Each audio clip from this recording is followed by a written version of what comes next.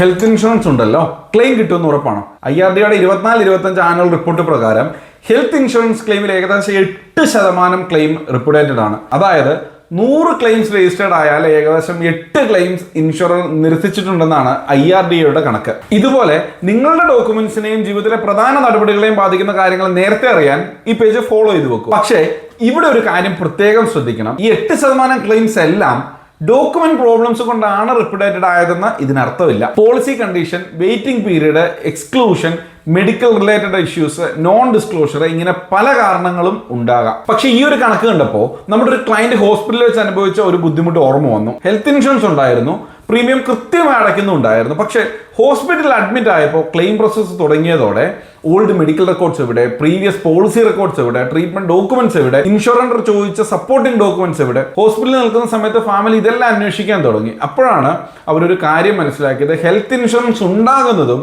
Claim സമയത്ത് documents ready ആയിരിക്കുന്നതും രണ്ട് കാര്യങ്ങളാണ്. അതുകൊണ്ട് ഹോസ്പിറ്റലൈസേഷൻ വരുന്നതിന് മുൻപേ ഒരിക്കൽ ചെക്ക് ചെയ്യുക. പോളിസിയിലെ പേര്, ഡേറ്റ് ഓഫ് ബർത്ത് പോലുള്ള ഡീറ്റെയിൽസ് ശരിയാണോ, old medical and treatment records എവിടെയാണെന്ന് അറിയാമോ, പ്രീവിയസ് പോളിസി റെക്കോർഡ്സ് സൂക്ഷിച്ചിട്ടുണ്ടോ, ക്ലെയിം സമയത്ത് ആവശ്യമായി വരാവുന്ന ഡോക്യുമെന്റ്സ് ഫാമിലിയിലും മറ്റാർക്കെങ്കിലും ആക്സസ് ചെയ്യാനാകുമോ, ഹെൽത്ത് ഇൻഷുറൻസ് ഡോക്യുമെന്റ്സിൽ മുൻകൂട്ടി എന്തൊക്കെ ചെക്ക് ചെയ്യണം എന്നൊരു ബേസിക് ചെക്ക് ലിസ്റ്റ് വേണമെങ്കിൽ ക്ലെയിം എന്ന് കമന്റ് ചെയ്യൂ. ഡോക്യുമെന്റ്സ് ആവശ്യം വരും ദിവസം പരിശോധിക്കുന്നതിന് പകരം നമുക്ക് നേരത്തെ പരിശോധിക്കാം.